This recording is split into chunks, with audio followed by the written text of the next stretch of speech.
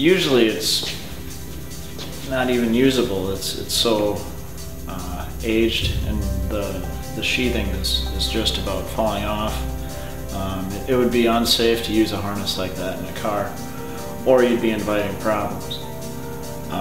So I'll take that harness and I'll lay it out, and I'll take measurements, I'll count the wires, I'll see what's there and what's required in the car, and then based off of that I make a replica that's a good match to the original.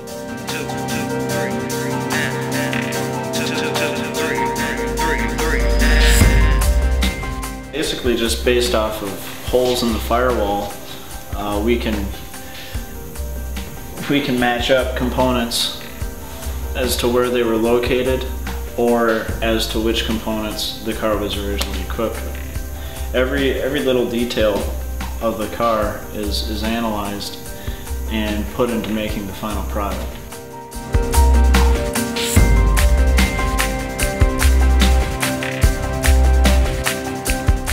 Use information from other cars that we've seen, or that we have on hand, or that we've worked on in the past to determine what the car would be equipped with, or locations, or the style in which the wiring or whatnot was executed.